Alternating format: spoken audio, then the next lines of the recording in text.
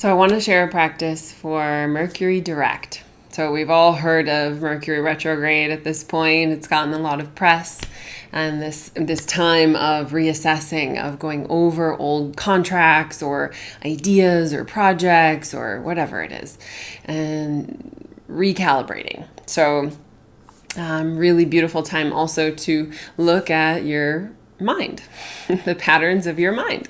The mind's always creating. You can either do that intentionally and consciously or not. Allowing the subconscious fears and patterns to drive the ship or not. And so Mercury retrograde, beautiful time to be reassessing that and to be meditating and doing all kinds of other work on that mind, especially when Mercury is retrograding in Virgo. It's partially been retrograding in Leo, but it'll move back into Virgo here shortly. So that moment that Mercury stations retrograde is, Mercury retrograde is when, from the perspective of the Earth, it looks like Mercury's moving backwards in the sky. And then direct, it pauses for a moment and then looks like it's moving forward again. So this is a beautiful time, that pause, for the fastest planet in the sky to pause and then start to move forward again. Incredible time to meditate, right? We have this stillness that's accessible in this moment. So I highly recommend using that. And I want to share a practice to do that today. So this practice is really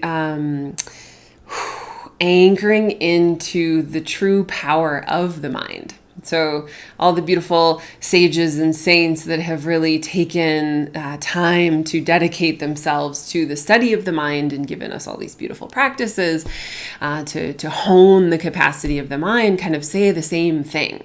Essentially that the universe is ecstasy in motion. The universe is bliss in motion. That's what's moving through us. And when the mind is tuned to that capacity to transmit that incredible current of ecstatic bliss or joy or love or creation, then we're having a good time, right? When the mind isn't tuned to that, when we're just living from our patternings or cultural beliefs or whatever else is happening, then we're not having a good time.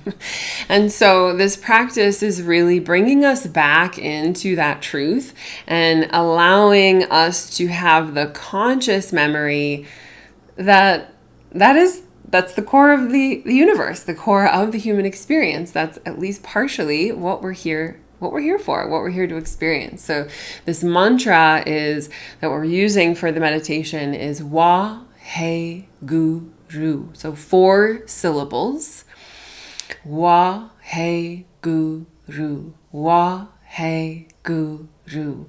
And this mantra is a mantra of ecstasy, of bliss, of that current of creation that moves through us all. And there's a sense of awe, embedded in the mantra. This awe of wow, this is really amazing to have a human body and mind and soul on this planet. Wow. How incredible. So, and it does it from a deep level, right? So this Wa He Gu Ru, these sounds are vibrationally charged, and you're going to feel them or hear them or see them or whatever at the third eye. So center of the eyebrows and back towards the center of the brain, kind of in the center of the brain, you're feeling this mantra, almost like a chopping motion. Wa He Gu Ru. Wa He Gu Ru. At the center of the brain. And you're just chanting silently. So not out loud. You're seeing, feeling, sensing the mantra internally. And the idea here is that this mantra actually already does exist in you. Again, because this is the truth, this is the core of your consciousness, is this divine, sacred consciousness. Wa He Gu Ru. So that's it. That's the meditation. Sitting in a comfortable seat, allowing yourself to close your eyes, maybe roll the eyes up and into that third eye point, to the center of the brain, and just feeling those pulsations. And you can set a timer and do this for 3 minutes or 31 minutes or more or less, whatever you have space for. And allow it to bring you home. Allow it to bring you into stillness. Allow it to refine your mind into the vast and incredible creative tool that it is. Let me know how it goes. I'd love to hear from you. And if you're wanting more support on how to rein in the mind and activate that full creative potential of the mind, get in touch.